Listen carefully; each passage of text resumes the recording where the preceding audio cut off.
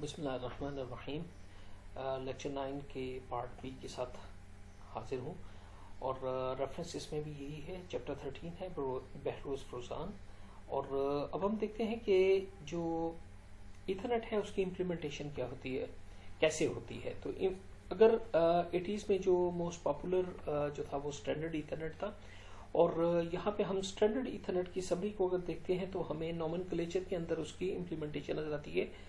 आपको मुख्तलिफ किस्म की ये नजर आएंगे। तो इन सब का मतलब क्या है? 10 base 5, 10 base 5, 10 base 2, 10 base T and 10 base F. 10 base 5 का मतलब अगर हम देखें तो इसका मतलब ये है कि ये 500 मीटर के मीडियम लेंथ वाला ये जो है वो ईथरनेट है। और this is a thick coax. Thick coax मैंने जैसे बताया कि ये जो हमारे पानी वाला पाइप है, लगभग उतनी मोटाई की ये केबल होती थी, वेरी हार्ड, जो कि टर्न भी नहीं हो सकती थी। और this was a thick coax. ज्यादा इसके अंदर कॉपर होता था और इसका डिस्टेंस जो है वो कवर ज्यादा करता था, क्योंकि जितना कॉपर ज्यादा होगा उतनी ही उसकी रेजिस्टेंस कम होगी, लिहाजा प्रोपेगेशन बेहतर होगी और सिग्नल जो है वो डिग्रेड हुए बगैर मैक्सिमम डिस्टेंस तक जा सकेगा।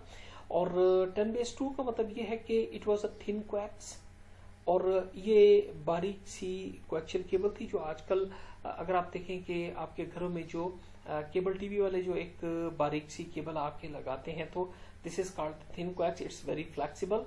और इसमें जो मीडियम की लेंथ मैक्सिमम थी वो दैट वाज 185 मीटर। और 10 बेस टी का मतलब ये है कि तब आप यूटीपी केबल मीन्स के कॉपर के पेयर इस्तेमाल कर रहे थे, तो 2 कॉपर पेयर आप करते हैं इस्तेमाल।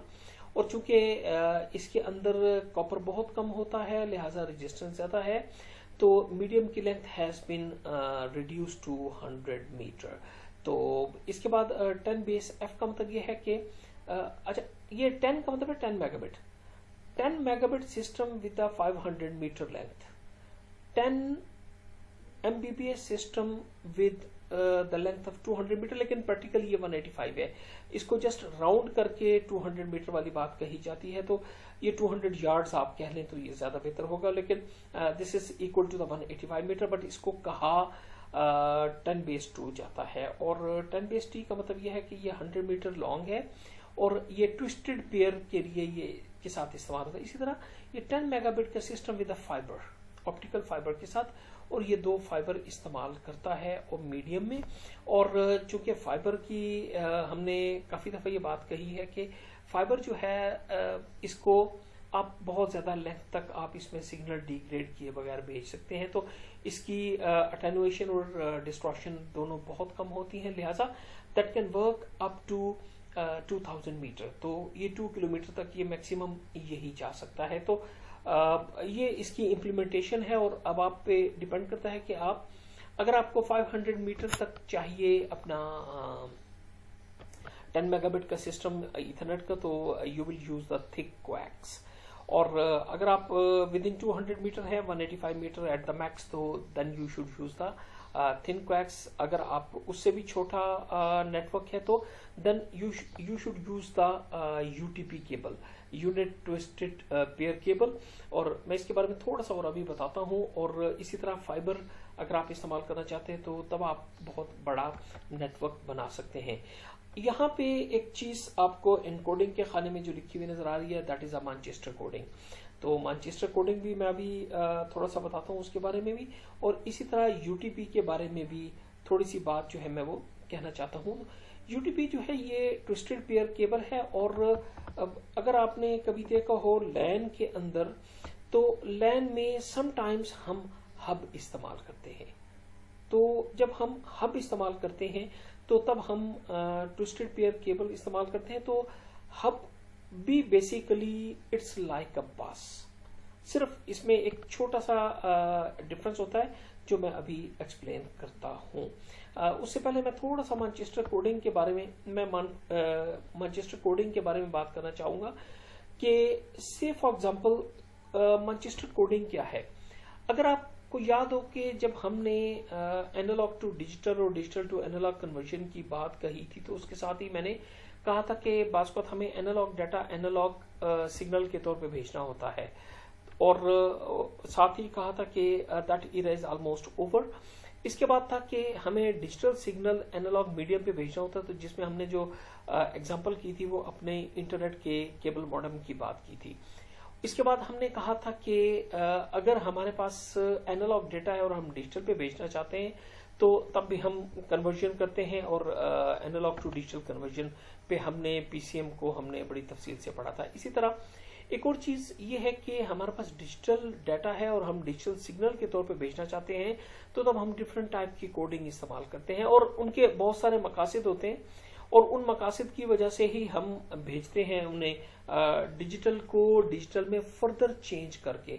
और रीजन तब मैंने कुछ एक्सप्लेन की थी, उसमें यह है कि फर्ज कीजिए कि मेरे पास ये डाटा है, अगर मैं ये डाटा एज इट इज भेजता हूँ, 1 है, 0 है, 1 है, 0 0 है, 1 1 है और 0 0 है और ये 1 है इधर, तो अगर मैं ये ऐसे भेजता हूँ तो हमें कुछ मुश्किलात का सामना हो सकता है, जिसके अंदर बहुत सारी वजूहत है। वो कभी हम आमने सामने बैठे तो कुछ मैंने पहले एक्सप्लेन की थी, और एनालॉग के हवाले से भी की थी, जिसमें कि कैपेसिटेंस डेवलप हो जाता है बिटवीन द कॉपर पेयर्स, और उसकी वजह से हमारे ट्रांसमिशन ब्लॉक हो जाती है। इसके अलावा हमें कुछ एरर डिटेक्शन के भी कुछ मेथड्स लगाने के लिए हमें कोडिंग इस्तेमाल करना पड़ती है, तो इसके अंदर ये मैनचेस्टर कोडिंग इस्तेमाल होती है। मैनचेस्टर कोडिंग का काम क्या है, थोड़ा सा देख लें तो फिर उसके बाद हम मजीद बात करते हैं इस पे। मैनचेस्टर कोडिंग में जो फर्क है बाकी कोडिंग से वो ये है कि अगर ये आपने एक बिट भेजना है, ये बिट है 1। अच्छा, अगर आपने ये बिट 1 भेजना है तो ये क्या करेगा कि ये इसे यहां से 0 लेवल से उठाएगा, इसे पॉजिटिवली ऊपर ले जाएगा और सेंटर ऑफ द बिट में इसको नीचे लाएगा और नेगेटिव वोल्टेज पे ले जाएगा। ये ले जाएगा नेगेटिव वोल्टेज पे, ये 0 लेवल है, ये 0 लेवल है, ये नेगेटिव पे ले जाएगा और ये 1 की बिट यहां पूरी हो जाएगी। ठीक है, थोड़ा सा मैं एक्सप्लेन करता हूं तो आपको मजीद भी इसमें कुछ चीजें अंदाजा होंगी। इसके बाद 0 को भी हमने अगर देखना है तो 0 के लिए जो मैनचेस्टर कोडिंग है उसके अंदर जो खास बात है वो ये है कि जब भी बिट होगी 1 तो ये सेंटर से नीचे गिरेगा, ये सेंटर से नीचे गिरेगा, और जब होगी बिट 0 तो ये सेंटर से ऊपर उठेगा। लिहाजा आपको बिट के मुताबिक उसे वहां पे ले जाना है जहां उसने गिरना है या ऊपर उठना है। मैं एक्सप्लेन करता हूं। मसलन 1 था, 1 के बारे में हमारा फैसला यह है कि इसने सेंटर से नीचे गिरना है। नीचे कब गिरेगा, जब ये पहले पॉजिटिव पे आप इसे ऊपर ले जाएंगे। लिहाजा फिर आपने इसे नीचे गिराया और यहां तक आए, और अब आपने फैसला करना है कि अगली बिट क्या है। अगली बिट है 0। 0 ने हमेशा सेंटर से ऊपर उठना है, पॉजिटिव पे जाना है फ्रॉम नेगेटिव। लिहाजा हमें यहाँ पे कुछ भी करने की जरूरत नहीं है। हम थोड़ा आगे आए, सेंटर पे आए और हमने इसे यहाँ पे पॉजिटिव पे ले गए, और ये पॉजिटिव पे रहेगा जब तक कि हमें मालूम हुआ कि आगे है 1 है, तो 1 ने चूंकि नीचे गिरना, हमने वहीं पे उसे रहने दिया और ये नीचे गिरी। और अब आप देखिए कि मैं थोड़ी सी जो डिफरेंस है अब समझ आएगा कि आगे फिर 0 था, वैसे रही, सेंटर से ये ऊपर उठा और ये वहीं रहा। आगे फिर है 0 का मतलब ये है इसने सेंटर से ऊपर उठना है। लिहाजा अगली बिट के स्टार्ट से पहले आपको नीचे आना होगा और वहां से फिर सेंटर से आपने इसको ऊपर उठाना है, जिसका मतलब है दिस इज अ 0। आगे चूंकि 1 था लिहाजा उसने सेंटर से नीचे गिरना था, तो आपने पॉजिटिव पे ही रहे, आप नीचे नहीं आए। फिर इसी तरह 1, अगर आपके पास ये 1 कंप्लीट हो और आगे फिर 1 है, तो चूंकि 1 ने तो हमेशा सेंटर से नीचे गिरना, लिहाजा आप इसे पॉजिटिव पे ले गए और फिर सेंटर से गिराया, फिर ऊपर ले गए, फिर सेंटर से गिराया। तो ये मैनचेस्टर कोडिंग है। अब एक बात और यहाँ पे बहुत इंपॉर्टेंट है जो हमें समझना है, वो ये है कि ये है बिट ये पूरी एक बिट है, लेकिन एक बिट के लिए आपको 2 दफा चेंज करना पड़ रहा है लेवल। बिट में लेवल एक दफा चेंज होता है, तो this is called the baud. Baud ये होता है कि कितनी चेंजेस के बाद आप एक बिट ट्रांसफर करते हैं। आगे हम जाके देखेंगे कि हम एक बॉड से कई कई बिट करेंगे, और इस पर्टिकुलर केस में हम एक बिट के लिए 2 बॉड्स कर रहे हैं। आप देखिए, एक बिट में 2 दफा लेवल चेंज करना पड़ता है हमें, तो this is called the baud. और ये मैनचेस्टर कोडिंग जो है अमूमन डाटा रेट से एटलीस्ट डबल स्पीड पे हमें इसका क्लॉक चलाना पड़ता है। तो क्लॉक क्या चीज है? Clock is like a heart beat of the system, और ये उसके मुताबिक हम इसे इस तरह से चलाते हैं। तो ये जो है मैनचेस्टर कोडिंग, ये हमें ये एडवांटेज देती है कि सिस्टम की क्लॉकिंग भी करते रहते हैं, हमें एडिशनल क्लॉक नहीं चाहिए। तो हम आगे चलते हैं कि एनकोडिंग के अंदर हमने यही कहा कि इसके अंदर मैनचेस्टर कोडिंग है।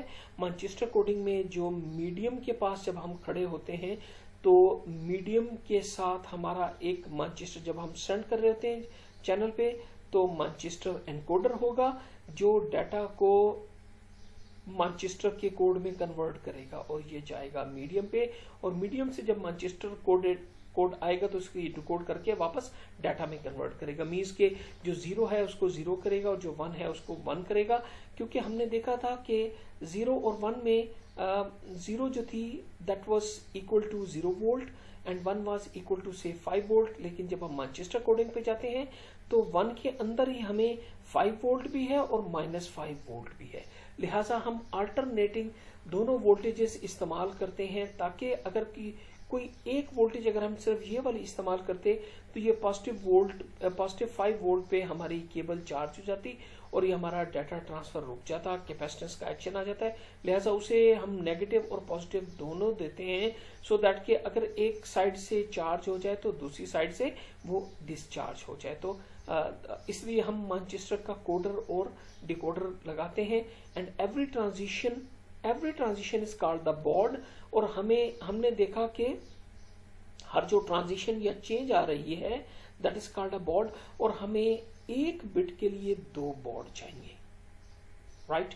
और हम इसी तरह आगे चल के भी देखेंगे कि समटाइम्स हमें मल्टीपल बिट्स के लिए एक बॉड चाहिए। तो वो जब सिचुएशन आएगी तो मैं इस वाली डायग्राम को भी एक्सप्लेन करूंगा आपके सामने। तो हम आगे चलते हैं और हम देखते हैं कि मुख्तलिफ किस्म के जो हमारे डिफरेंट 10 बेस 5 या 10 बेस 2 ये किस तरह से हम इम्प्लीमेंट करते हैं। तो दिस इज द 10 बेस 5। तो इसके लिए कोएक्स है, और ये वाला इसके अंदर ये BNC हम इन्हें कहते थे, ब्रिटिश नेवल कनेक्टर भी, और इसके और भी नाम हम लेते हैं। तो BNC कनेक्टर लगता है, और ये जो BNC कनेक्टर है ये लगेगा कंप्यूटर में, और ये जो निक कार्ड पे इस तरह का इंटरफेस होगा। और अगर आप इसे देखें तो ये वाला जो ट्रांसीवर है, जहां पे आप एक साइड पे कोएक्सियल केबल और दूसरी साइड पे कोएक्सियल केबल, और यहां से आप कंप्यूटर को कनेक्ट करते हैं, तो दिस वन इज कॉल्ड ये जो हमारा ट्रांसीवर है, या हम इसे टैप का नाम भी बोलते थे। और इसी तरह ये जो केबल के एंड्स हैं, जिसपे मैंने कहा कि ये हमें लाजमी चाहिए होते हैं, ताकि वो जो एक फ्रेम है जब यहाँ तक पहुंचे तो ये उसे एब्जॉर्ब करके केबल पे से खत्म करे, ताकि चैनल जो है वो हमारा फ्री हो जाए।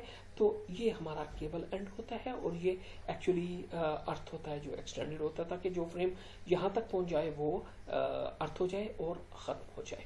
और इसके अंदर ये है कि हमने कहा था कि दिस इज 10 बेस 5, तो ये 10 मेगाबिट का सिस्टम है, और 10 मेगाबिट का ये सिस्टम जो है ये अप टू 500 मीटर चलता है, और यहाँ ट्रांसीवर से सिस्टम के दरमियान 50 मीटर मैक्सिमम आपको अलाउ करता है ये। तो दैट्स इट, ये इसकी पूरी एक्सप्लेनेशन है।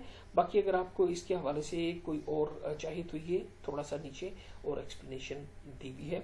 इसी तरह मैं जाता हूँ 10 बेस 2 पे। 10 बेस 2 में अगर आप देखें तो ये जो केबल है, केबल इज समवट थिनर। ये इसको हम थिन इथरनेट या थिन कोएक्स कहते हैं। ये 185 मीटर तक, वैसे कहने को 200 लिखा हुआ है, लेकिन बेसिकली ये जो है that works for the 185 metre, और ये एक फ्लेक्सिबल केबल होती है और लेस एक्सपेंसिव है। और जो थिक कोएक्स को छोड़ने की वजह थी वो, और थिन कोएक्स पे लोग आए, तो ये है कि ये केबल खासी फ्लेक्सिबल होती है, इसको हैंडल करना आसान है, जबकि ये बिल्कुल लोहे के पाइप की तरह हार्ड होती है, तो इसे टर्न करना भी एक खासा मुश्किल होता है। और हम जहाँ पे हमारे पास टर्न्स आते हैं, अगर हम रूम के अंदर वायरिंग कर रहे हो, तो दैट क्रिएट्स द प्रॉब्लम। तो ये बहुत बड़ी वजह थी थिक कोएक्स को छोड़ने की और थिन कोएक्स पे आने की। तो थिन कोएक्स के ये आप देख रहे हैं कि ये सेम उसके इंटरफेसेस हैं जो आपको लगे हुए नजर आएंगे, सेम शेप के हैं, और इसमें जो मैक्सिमम डिस्टेंस है दैट इज 185 मीटर। और इसके बाद अगर हम आते हैं यूटीपी पे, तो ट्विस्टेड पेयर ईथरनेट, तो इसके अंदर कॉपर के ये वाले तारें इस्तेमाल होती हैं, और ये वाला बहुत आपने इट्स अ कॉमन प्लग जिसको RJ45 हम कहते हैं, और ये आपने देखा होगा इस तरह का ये हब होगा। प्लीज मैं यहाँ पे एक्सप्लेन कर दूं कि this is a hub, this is not the switch, this is the hub. Hub और स्विच में फर्क क्या होता है? हब और स्विच में एक जो बड़ा क्लियर सा फर्क है वो ये है कि स्विच और हब कंस्ट्रक्शन में ही बिल्कुल डिफरेंट होते हैं। ये जो हमारा हब है वो बेसिकली तो केबल ही है, बस ही है नॉर्मल। ये जैसे ये बस लगी हुई है, ये बिल्कुल इसी तरह बस है। सिर्फ क्या होता है कि जब हम बस के साथ काम कर रहे होते हैं तो हम जगह जगह से बस को काट के, तो काटने के बाद ये वाली टैप लगा के तो अपना नया स्टेशन उसके अंदर इंसर्ट करते हैं, जबकि इन्होंने वही केबल पूरी की पूरी एक डब्बे के अंदर लपेट के रख लेते हैं, और उसके साथ ये केबल काट काट के वो जो टैप्स लगानी उसकी बजाय ये RJ45 के कनेक्टर वहां पे बिल्ट इन इंस्टॉल्ड होते हैं, और ये बिल्कुल वही काम कर रहा होता है हब जो कि एक बस कर रही होती है, अगरचे ये स्टार शेप में आ जाता है। प्लीज यहाँ पे एक बात बहुत क्लियरली मैं फिर एक दफा कह दूं कि this is the very very much different from the switch. शक्ल में हब और स्विच एक जैसे नजर जरूर आते हैं, लेकिन इनकी फंक्शनैलिटी में जमीन आसमान का फर्क है, और हम इसकी बात करेंगे अपने कमिंग लेक्चर के अंदर। बट प्लीज यहाँ पे सिर्फ ये देख लीजिए कि जो आपके पास इस वक्त है वो इंटरनल डिजिटल बस होती है, और वो बस बिल्कुल यही है जैसे आपने इसे लपेट के इस डब्बे के अंदर बंद कर दें, और ये वाले जो आपने मेटालिक टैप्स लगाए हुए थे उसकी बजाय आप ये वाले इंटरफेसेस लगा लेते हैं, और आपके पास जो फाइनल शेप आती है वो ये है। तो this is the hub, this is not the switch.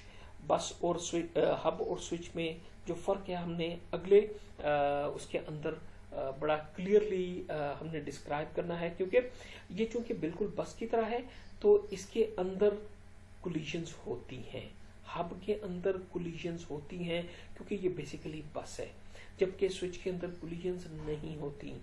क्यों नहीं होती? अगले लेक्चर में हम इस पे तफसील से बात करेंगे। और एक और बात मैं ये कह दूं कि यहाँ पे इस चीज को बहुत जरूरी है समझना और समझाना कि फर्स्ट कीजिए ये बस है, और मैं ये बात पिछले काफी देर से एक्सप्लेन भी कर रहा हूं कि इसके अंदर जो फ्रेम है वो ब्रॉडकास्ट है। ब्रॉडकास्ट का मतलब ये यहां से फ्रेम निकलेगा, चाहे उसने ई के पास आना हो, डी के पास जाना हो, बट वो यहां तक हर सूरत आएगा, ब्रॉडकास्ट होगा, सबके पास जाएगा। इसका मतलब है ये जो केबल है वो एक ब्रॉडकास्ट डोमेन है, ये जो एक चैनल है this is a broadcast domain, इसमें जो भी चीज होगी वो ब्रॉडकास्ट होगी, everybody would see it, everybody would listen it, right. Important है, मैं ये कहूंगा कि this is a broadcast domain, very important.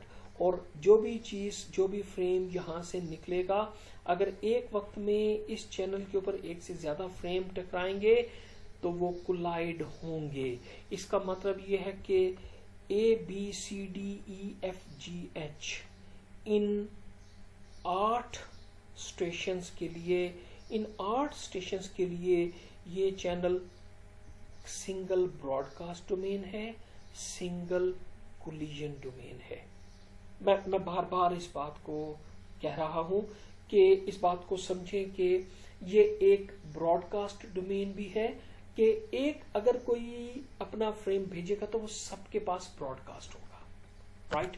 और अगली बात मैं कह रहा हूं ये एक कोलिजन डोमेन है। इस फर्क को हमने आगे जाके, अगर हमें प्रॉपरली यहाँ पे ये बात हमें समझ नहीं आई तो हमें बड़ी मुश्किल होगी आगे जाके बहुत सारे नेटवर्क को समझने में। तो एक मैं जो बात कर रहा हूं वो ये है कि यहां से अगर बी ने एक फ्रेम निकाला है तो वो ए से लेकर एच तक सबके पास जाएगा। It's a single broadcast domain, सबके पास ब्रॉडकास्ट होगा। और इसी तरह जब इस चैनल के ऊपर एक वक्त में एक से ज्यादा फ्रेम आएंगे तो वो कोलिजन होगा। तो it's a single collision domain. ये बात समझना बहुत जरूरी है। मैं इंटरैक्टिव सेशन में भी इस बात के लिए बहुत सारे क्वेश्चंस के लिए आपके तैयार रहूंगा अगर किसी के ज़हन में कोई कंफ्यूजन होगी। तो इसके बाद जो बात हम करने जा रहे हैं that's a very very important. होता क्या है कि जो हमने जब ये ईथरनेट फ्रेम्स बनाए, जब ईथरनेट के नेटवर्क बने तो प्रॉब्लम जो सबसे बड़ी थी वो कोलिजन थी। सबसे बड़ी प्रॉब्लम जो थी वो आ गई कोलिजन की। कोलिजन ने हमारी जो परफॉर्मेंस है उसको इतना डिटीरियरेट कर देती है कि best of the best system भी 30-31% से ऊपर नहीं जाते। अगर आप इसी चैप्टर के अंदर देखें तो आपको एक एफिशिएंसी वाला फैक्टर नजर आएगा। और एफिशिएंसी के अंदर हम देखते हैं कि अगर हम किसी ईथरनेट को 10 बेस वाले ये जो ईथरनेट है जो बस की शेप में हो या हब के साथ हो, इसे हम बहुत आला तरीके से भी डिजाइन करें तो ये 30-31% से ज्यादा इसकी एफिशिएंसी होना बहुत मुश्किल है। एफिशिएंसी को इंक्रीज करने के लिए सिर्फ आपके पास एक ही चीज होती है कि आप बहुत बड़े बड़े फ्रेम इस्तेमाल करें जो इसकी मैक्सिमम 1520 बाइट की, जो 1518 बाइट्स की जो इसकी लिमिट है उसको इस्तेमाल करें तो इसकी एफिशिएंसी कुछ बेहतर हो जाती है। लेकिन फिर भी ये कहीं 50% को भी टच नहीं करता। और सबसे बड़ी प्रॉब्लम क्या है, दैट इज द कोलिजन। तो कोलिजन ने इसकी परफॉर्मेंस को बहुत ज्यादा डिटीरियरेट करता है। लिहाजा हम क्या करते हैं कि एक छोटी सी एग्जांपल दे के तो मैं मजीद इसको एक्सप्लेन करता हूं। जैसे कि मैंने कहा कि ये 8 सिस्टम है, ये 8 सिस्टम लगे हुए हैं एक ब्रॉडकास्ट डोमेन और एक ही कोलिजन डोमेन पे लगे हुए। अगर मैं ऐसा एक चीज देखूं कि से फॉर एग्जांपल कि इस सिस्टम के अंदर हर शय आइडियल लेवल पे हो रही है और उसके अंदर कोई खराबी नहीं है और आइडियल लेवल पे है, और इवन मैं कोलिजन को अवॉइड कर लेता हूं बाय एनी मीन, कोई एक सिंगल भी फ्रेम कोलिजन नहीं हुई तो आप एक चीज देखिए कि यहाँ पे 10 NB का सिस्टम लगा हुआ है और 8 स्टेशन हैं और हर स्टेशन बिल्कुल सही तरीके से इस्तेमाल कर रहा है, कोई कैपेसिटी को जाया नहीं कर रहा। तो 1.25 मेगाबिट पर सेकेंड एक स्टेशन के हिस्से में इन एवरेज आएगा। इन एवरेज क्या आएगा, 1.25। अच्छा, मैं इसके अंदर एक छोटा सा एक और काम करता हूं।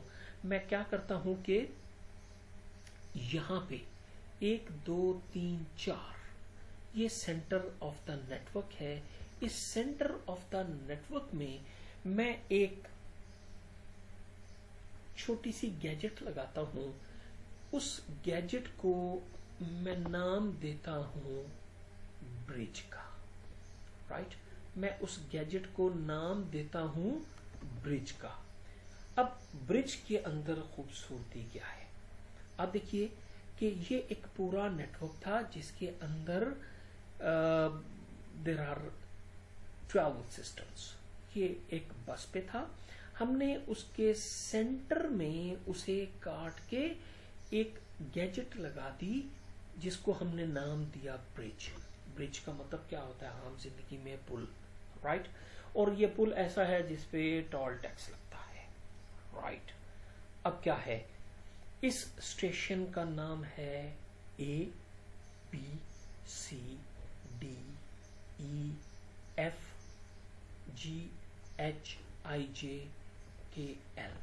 ये हमारे पास ये 12 सिस्टम लगे हुए हैं। फर्स्ट कीजिए, अगर इसका मैं नाम रख लेता हूं A, this is A and this is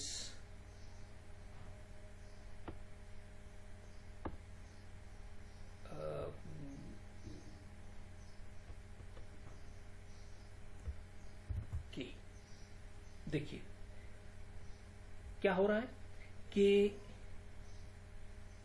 a ने अपना फ्रेम भेजा, वो ब्रॉडकास्ट होता सबके पास गया, हत्ता के एल के पास भी आएगा और के तक पहुंचा। इस दौरान कोलिजन भी हो सकता है, लेकिन ये ब्रॉडकास्ट भी है। एक सिंगल ब्रॉडकास्ट डोमेन है और एक सिंगल कोलिजन डोमेन है। अब दूसरी तरफ देखिए, हमने इसी नेटवर्क को काटा, इसको दो हिस्सों में तकसीम किया और एक यहाँ पे गैजेट लगा दी जिसका नाम हमने रख दिया ब्रिज। अब ब्रिज का काम ये है कि अगर फर्ज कीजिए कि ए ने एक फ्रेम भेजा। अच्छा, पहली बात है ये सारा एक ही नेटवर्क है, ये सारा एक ही नेटवर्क है, राइट। और उसी के अंदर हमने ये एक एक्स्ट्रा एक जब ब्रिज लगाई है तो लेकिन रहेगा ये एक ही लैन। ये लैन दो नहीं हुए बल्कि ये एक ही लैन है। अब होना क्या है कि ए ने एक फ्रेम भेजा एल के लिए, जो उसका फ्रेम था उसमें जो सोर्स का एड्रेस था वो ए था और जो डेस्टिनेशन का एड्रेस था वो एल सिस्टम का था, मैक एड्रेस था। अब उसने जब इसे भेजा तो ये फ्रेम चलता हुआ, चूंकि ये एक सिंगल ब्रॉडकास्ट डोमेन है, चलता हुआ इधर से होता हुआ सबके पास होते होते ब्रिज के पास पहुंचा। ब्रिज ने क्या करना है, ब्रिज थोड़ा सा इंटेलिजेंट है, इसने फ्रेम के अंदर देखा कि डेस्टिनेशन का एड्रेस कहाँ है। डेस्टिनेशन का एड्रेस जो है वो on the second port of the bridge है, वो फ्रेम को अलाउ करेगा तुम चले जाओ और वो सिस्टम एल को डिलीवर हो जाएगा। अच्छा, दूसरा केस देखिए, ए ने एक फ्रेम इशू किया जिसके अंदर डेस्टिनेशन का एड्रेस था सी। ये ब्रॉडकास्ट था, इसके पास किया, इसने इग्नोर किया, इसके पास किया, इसने इग्नोर किया, इसने उसको ले लिया। लेकिन चूंकि ये ब्रॉडकास्ट होता है तो ब्रॉडकास्ट होने की वजह से ये यहाँ भी आया, यहाँ भी आया, यहाँ भी आया, ब्रिज के पास आया। ब्रिज ने कहा भाई तुम्हारा डेस्टिनेशन एड्रेस तो इसी साइड का है, इसी सेगमेंट का है, I shall not allow you to pass from here. अब देखिए फायदा क्या हो गया, हमें फायदा क्या हुआ कि जब हमने उसको ब्रॉडकास्ट किया तो ब्रॉडकास्ट होते हुए जब वो यहाँ पे आया तो यहाँ से वो क्रॉस नहीं कर सका, क्योंकि उसका डेस्टिनेशन या सोर्स एड्रेस में से कोई भी चीज परले सेगमेंट की नहीं थी। अब आप जरा खूबसूरती देखिए कि इस नेटवर्क और इस नेटवर्क में एक फर्क आ गया। ये है आज भी एक ही सिंगल नेटवर्क, ये एक ही नेटवर्क है। अगर फर्ज कीजिए एक सिस्टम, ये बी सिस्टम बी जो है वो एक फ्रेम भेजता है। अगर सिस्टम बी एक फ्रेम भेजता है जिसके अंदर वो डेस्टिनेशन के एड्रेस में ब्रॉडकास्ट करता है तो वो इधर सबके पास ही होता है। जब यहाँ आएगा ये देखेगा oh yes it's MAC address is 1111111, तो वो कहेगा yes it is for this side as well. इसका मतलब ये है कि अब कि क्या हुआ कि वो ब्रॉडकास्ट हो जाएगा। ये अभी भी एक ही नेटवर्क है, ये नेटवर्क दो नहीं है, सिर्फ ये एक दरमियान में एक हमने एक गेट या एक चेकर सा लगा दिया है, लेकिन अभी भी ये नेटवर्क एक ही है। अब आप देखिए वो सिर्फ इसके पास इतनी इंटेलिजेंट है कि जो इस साइड के लोग हैं अगर डेस्टिनेशन में इस साइड का एड्रेस है तो वो ब्रिज को क्रॉस नहीं करने देता, अगर डेस्टिनेशन में इस साइड का एड्रेस हो तो वो क्रॉस करने देता है। सिमिलरली अगर इस तरफ के लोग कोई फ्रेम निकालते हैं और वो फ्रेम अगर तो डेस्टिनेशन का एड्रेस इस एंड का होता है तो उस फ्रेम को ये ब्रिज क्रॉस करने देता है, और अगर हो डेस्टिनेशन एड्रेस इसी साइड के किसी स्टेशन का तो वो क्रॉस नहीं करने देता। हमें फायदा क्या हुआ? हमें फायदा बड़ा खूबसूरत फायदा हुआ। हमें फायदा ये हुआ कि ये अभी भी एक नेटवर्क है, एक लैन है, लेकिन ये किसी ना किसी शक्ल में दो लैन बन चुके हैं। अगर आप कुलियन देखें तो इनकी सिर्फ इनसे हो सकती है कुलियन, इनसे उनकी कुलियन नहीं होगी। ये एक अलग चैनल है, ये एक अलग चैनल है। कुलियन डोमेन्स दो हो गए, ब्रॉडकास्ट की एक ही डोमेन है। ये ब्रॉडकास्ट की एक ही डोमेन है, लेकिन कुलियन में दो अलग डोमेन्स हैं। इसने फ्रेम निकाला, उसी वक्त इसने फ्रेम निकाला, तो इसका फ्रेम सिर्फ इनके साथ कोलाइड कर सकता है, इसके फ्रेम के साथ कोलाइड नहीं करेगा। आप देखिए कि हमने जो सेगमेंटेशन की, जो नेटवर्क की, तो हमें क्या एडवांटेज हुआ? हमारी ब्रॉडकास्ट डोमेन एक रही, हमारा नेटवर्क एक रहा, लेकिन हमारी कुलियन डोमेन्स दो हो गई। हमारी कुलियन डोमेन्स दो हो गई। इसके साथ साथ एक और बहुत बड़ा फायदा देखें। एक और बहुत बड़ा फायदा ये है कि जब ये सारे इकट्ठे थे, ये 12 सिस्टम तो 10 MB को इस्तेमाल कर रहे थे, एक 10 MB के चैनल को, तो अगर वो परफेक्टली भी यूज करें तो सबको मिलता था लगभग 0.8 MB पर सेकेंड। अब यहाँ पे देखिए 10 MB इसके पास है, 10 MB इसके पास है, तो हर एक का शेयर 1.6 MB हो गया है। तो ये चीज जो है हमें ब्रिज्ड नेटवर्क से जो फायदा होता है, ब्रिज नेटवर्क का फायदा ये होता है कि हमारी नंबर ऑफ कुलिजन डोमेन्स बढ़ जाती हैं।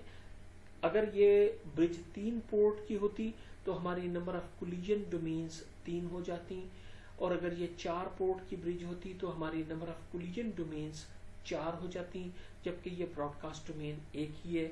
और जितनी ब्रिज के अंदर नंबर ऑफ पोर्ट्स ज्यादा होती जाएंगी, उतना हमें जो पर स्टेशन है वो डाटा रेट बढ़ता जाएगा, और हमारी एफिशिएंसी बहुत इंप्रूव करती है। क्योंकि जब कुलिजन में फर्ज कीजिए कि जो नंबर ऑफ कुलिजन्स हैं वो इन 12 के दरमियान बहुत ज्यादा होंगे। 6 में अगर आप कहें आधे कुलिजन होंगे, नहीं, मैं कहूंगा कि 10% होंगे, because probability of the collision has been reduced drastically।